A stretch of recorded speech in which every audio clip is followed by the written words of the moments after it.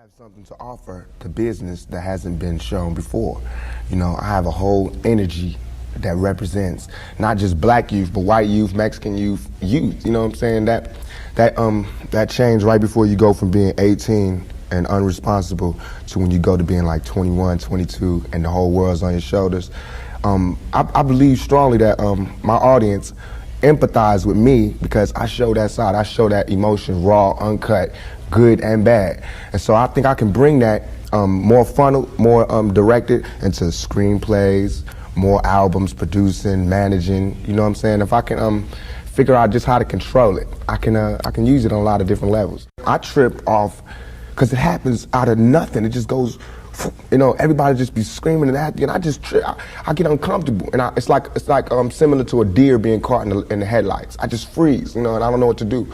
I don't know if I should be what they want me to be, or if I should make them hate me so they can stop. You know, like say something mean so they can just stop. But I'm just like caught in the middle of it because you can't. I mean, no one can do that. Police can't do that. They can't stand in front of all those people and control them with a gun and mace and all that. So me with just words, it's like a battle to find the right words to say at the right time. I'm curious, when you think about the idea that you do have that kind of control over so many people, in one sense, the whole idea of being a role model comes up in the imagery. And a lot of people who know you, and I talked to them beforehand, suggested that, hey, you know, when you meet him, he's going to be something entirely different than you imagine and what the media is portraying him. What about that idea that you have been portrayed? And sometimes, I mean, to be honest, you like the portrayal of you just hard, That's thug. Right. That's right. Don't step on me. That's right. You're in trouble. That's right. Yet there's another side to you, too. What about that idea that you've got to be able to figure out where you're going? To me, it's like it is my sensitive side that likes to blow up the hard side, because if my image or my reputation can stop a confrontation before it happens, I'm fine. You know what I'm saying? I know how it is day to day. It's a constant man ego check going on in this street, in this world. So part of that is just like, you know, that's my resume. But as far as the media, they look at it as something different. They don't care about my resume. They don't care about me not getting in trouble. It's just another story, you know, and it's a real story. They don't have to pay for it, and they're gonna milk it for all it's worth. As far as people, they want me, when they first see me, to humble myself. They want me to be like this and da-da-da, just because they're scared of me. But I don't feel like that's my job, to humble myself, to show you that I'm not a threat. I'm not a threat, unless you're a threat to me. You know what I'm saying? So when people say, when you meet Pac, he's different than he is, because when somebody one-on-one, anybody one-on-one, I believe, honestly, that I can talk. I believe that I have the ability to reason, I have logic, I have compassion, I have understanding. If we talk, there's no problems. You know what I'm saying? But that's not what happens. People use what they heard in the media, and that's how they come at me. And then, you know, we got to clash. One of the things that you read in the media is that you're angry, that you personify your generation, that you just got some angry folks out there, and you're one of them. I'll put it to you. Are you angry? Are you angry with what you see society is about? Yeah. I'm extremely angry, confused.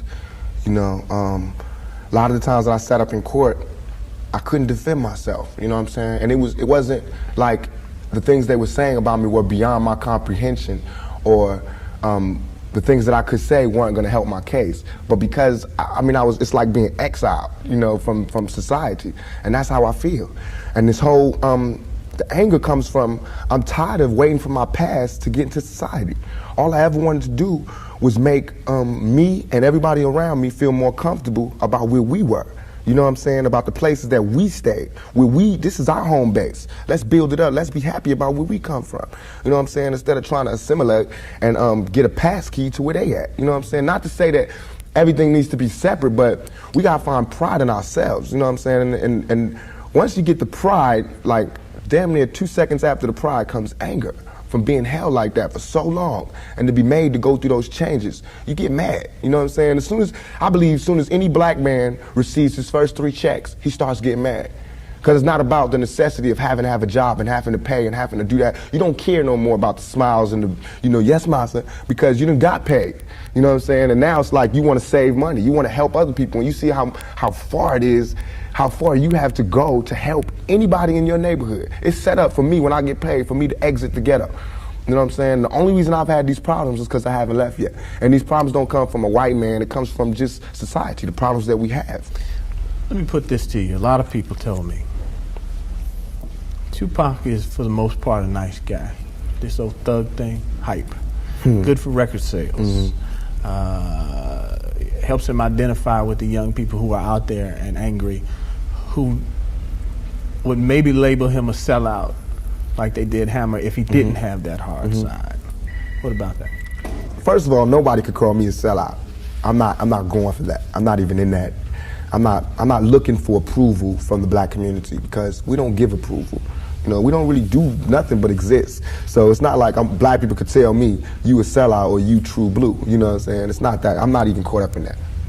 But I can see that, you know what I'm saying, the one thing we do have in common as black people is we share that poverty. So the thug side is more closer to the poverty than me being rich. You know, how can I come to any community center, you know what I'm saying, sporting a Rolex Presidential, all these diamonds, and be like, look, we, you know what I'm saying, gotta. But now when I say we, they know what I mean. I'm not saying like I live in this neighborhood and nothing, but I'm a thug, and they thugs. They can relate to it. I don't even have to say that, you know what I'm saying? When I come, I don't have to say I'm real. They already know that, you know what I'm saying? From me being me, from not pushing the thugness, but I know from the business that everybody in this business is always whispering in your ear about what you can't say, what you can't do, what you can't wear in this world and in this world. It's two worlds, a white world and a black world. All I did was stand in the middle, you know what I'm saying, and say I'm living in both worlds. I can go to the streets and survive, and I can go out here and do my business out here. I'm play devil's advocate again. All right. Critics say, yeah, but you're being pimped. You're being pimped by the record executives who will allow you to do your thug life because it portrays a certain black. I mean, you've heard it, yeah, that if you were just a singer, you wouldn't have the same record contracts you have. Right. But because you portray the thug life, the gangster rap, they've allowed you to make that money. They've allowed you to push and make your platinum. I beg to differ. You know what I'm saying? I'm getting pimped. That's true. But just like how a woman would be, you know what I'm saying? Anybody to be pimped. You know, it's like, it's not that you get pimped, it's how long you get pimped. You know what I'm saying? Because if you really look at this situation, it is not I who's being pimped. When you look at them white kids with Raiders hats on, it's the white folks getting pimped. You know what I'm saying? Because I'm making their future. I'm writing down their curriculum. Right now, what I write in my album today, when it comes out in 2 months, that's what white kids is doing. So who really is getting pimped? What I'm writing in my raps is what them white kids is gonna be saying to their mamas and daddies when they come home. Who is getting pimped? You know what I'm saying? I'm a high school dropout. You know what I'm saying? As far as my teacher told me when I was in high school, I ain't gonna be, you know what I'm saying? I just gotta, it's going down. You know what I'm saying? It's going down.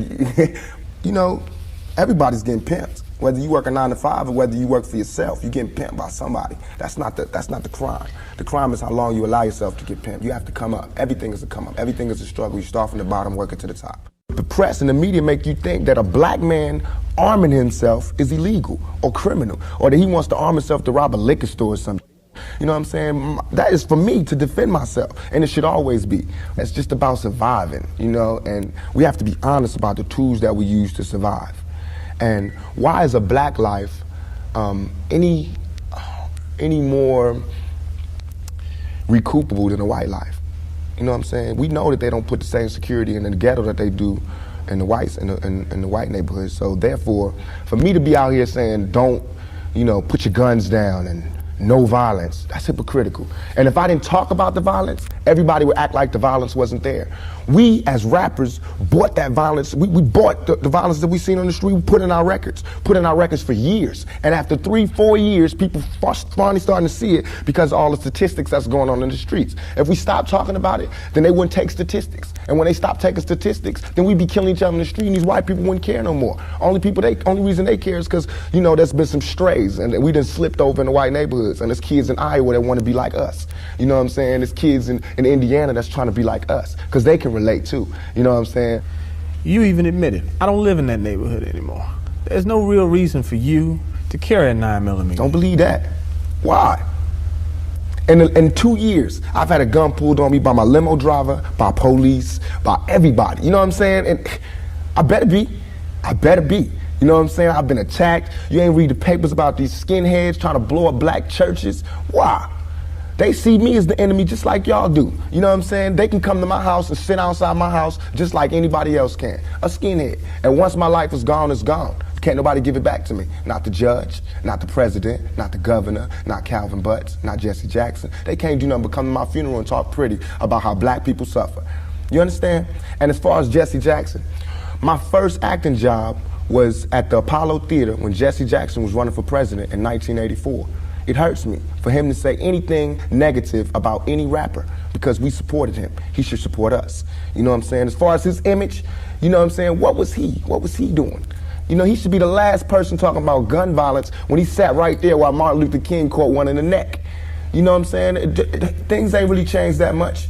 I swear to God, nothing I ever say is meant to be something where innocent people get hurt. Nothing I ever say is meant to be like a end all, let's go do it right now. Nothing.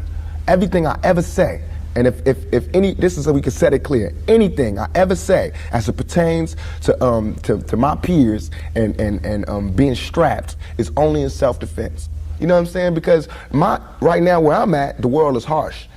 And I just don't got no beautiful stories. You know what I'm saying? I'm gonna just be getting them ready. Because that's why I think I messed up. If somebody would have grabbed me, pulled me to the side and been like, look, Tupac, as soon as you step out here, they're gonna be at you. If somebody would have explained it to me, I wouldn't have took the same mistakes. But I made those mistakes. And that was my job to stop somebody else from making those same mistakes. To lay it out. To lay out the real map on the world and how it is. Everything I'm saying is a warning, is a plea for help. If everybody is so goddamn worried about me, why ain't nobody came to help me? You know what I'm saying? I never wanted to be no star. This ain't my job. I don't care if everybody don't cheer for me. You know what I'm saying? If you're not cheering for me for what I'm doing, don't cheer for me. Don't cheer because you think I'm cute. You know what I'm saying? Screw that. Cheer for me for what I'm doing, for what I stand for. And when I go to jail, you should cheer louder. You know what I'm saying? Because I'm standing up for what I do. I'm not robbing nobody, not stealing from nobody. I never took nothing. Everything I do to represent my people. I do because I think this is what they want me to do. This is all I want to say. For all the people that doubt me, I had no record all my life. Okay? No record, no police record, until I made a record. As my video was debuting on MTV, I was behind bars getting beat up by the police department. I got a $10 million lawsuit. They said they would settle with me and everything. You know what I'm saying? But nobody cared about that. That wasn't blew up all in the news. They didn't see me. They did not see me on TV with my eye busted, my head busted. There's pictures of those. In Oakland, yes, in Oakland. You don't see them pictures. You see pictures of Tupac coming out of jail in cuffs. You don't see pictures of the police standing over me beating my brains in. You don't see that. But I see that. That's what I see. You know what I'm saying? So it's all real. And I feel like just like a woman that's raped, any woman that's raped would never, ever allow herself to be raped again. Am I correct? Any woman that's violated would never allow herself to be violated again. Same thing. You know there are going to be people who sit here and say, how can you say that when you're faced with that charge? That's how I can say it. We got people in my own community that will get me. Why? Because I got it. Now this girl, who I can't say her name, but if I was to say her name, 1,000 all over the world would go, I put this on everything I love, on everything I love. When I was in Atlanta, I was pulled over at the gas station. Some dudes from New York pulled over next to me and told me the girl's name. They said, I know the girl that did it. They told me her name and where she's from, say she's scandalous. I can't go on TV talking about this girl is because that's what they want me to do. They want me to get on TV and talk about my black sister is a hoe and she's a bitch and she's a money grubber. I ain't fit to say that. I don't have to do that to show that I'm innocent. You know what I'm saying? I'm not guilty. People should look me in my eyes. They should look me in my eyes. And anybody that thinks I committed that rape should go get Brenda's Got a Baby and keep your head up and listen to him thoroughly. It was hard to imagine that you would do that. It shouldn't be nothing it should not even be to me. I have no patience for anybody that doubts me. None at all. It's too hard out here. You know what I'm saying? If my people don't stand up for me, who is? I understand these white folks looking at me like that because they don't know me. They didn't hear keep your head up. That ain't no fluke. You know, keep your head up ain't no goddamn come up. I didn't do that for to be smiling in my face to say, oh, he's cool. I did that from my heart. So that if they do try to put a rape charge on me, my sisters could say he ain't about that. Now, if my sisters can't say that, you won't hear another keep your head up out my mouth. You understand me? Because it's a struggle on young black males today. What would a Vietnam vet be like without a sergeant, without any backup, without any other soldiers, nobody but a Vietnam vet in Vietnam? When he came home, how would he be? And that's me. I had to go through all that street, war, everything, the same drugs that everybody else get turned out on. You know, where I would have been stopped shorted, I made it past. And here's where I am. But because I made it past, I missed some lessons. You know what I'm saying? And you can see the lessons that I missed when you talk to me. You can see where I haven't had a father when you talk to me. You know what I'm saying? You can see where I spent a lot of my time in the streets when you talk to me. Because the words that I say are not words that come from a mother's mouth or a father's mouth. It's words that comes from a pimp's mouth or a prostitute or a hustler or a drug dealer. You know what I'm saying? But to me, these were my role models. How much of that, though, in terms of growing up without a father, sometimes not being with your mother, do you lament on and look back and say, damn, I missed something big? Everything. I know for a fact that had I had a father, had I had somebody, and I hate saying this because white people love hearing black people talk about this, but had I had a father, had I had some of these opportunities, I'd have been able to help my mother more. She wouldn't have went the road she went. I could have been a better son. You know what I'm saying? She wouldn't have went that road. It was the absence of my father. You know what I'm saying? I'm dealing with him being daddy not being there. My mother's dealing with him being my man not being there. You know, so many problems in our community that affect everything. So by me not having that, I ain't never want to hear nothing about no kind of relationships between a black man and a black woman. I knew they didn't work. Because as far as I knew, my daddy was the coolest dude out there. And my mama was a Panther. So if they didn't work, it don't work. That's how I felt. You know what I'm saying? And going out there, you know what I'm saying? It's like watching my mother just go through changes and everything. It's like my mother's my partner. She a soldier. You know, she a soldier like I'm a soldier. You know, and I watched the peep the game that she went through. If I would have went the same way my mother went, had not she did her route and showed me where it went wrong with her. My mother always told me, don't you ever, ever just volunteer yourself to our people, because they'll use you. That's what they do. You know what I'm saying? She also told me to follow my heart and for me to be the leader. But it's interesting to see just the change in your face, your reaction, your thought process. That's all I ever wanted to do. Ask my mama. I wanted to go to college. I went to school all the way and was ready to go to college. The only thing that stopped me was money. The time all the kids in my school was writing applications to go to college, I didn't have no lights or no electricity. And that ain't my mama's fault. You know what I'm saying? So when I think back to that, I'm not thugging for me. I'm thugging for my family. I pay all the bills. You know what I'm saying? I feed my whole family. Wrong or right, I do. And I can't stop. You know what I'm saying? And if thugging is gonna make me $1 million, because it just got me platinum, then that's what I got to do constantly. And if it makes me feel, because right now, I feel satisfied. I don't feel like I've ever embarrassed myself or my people, you know, in nothing that I've done.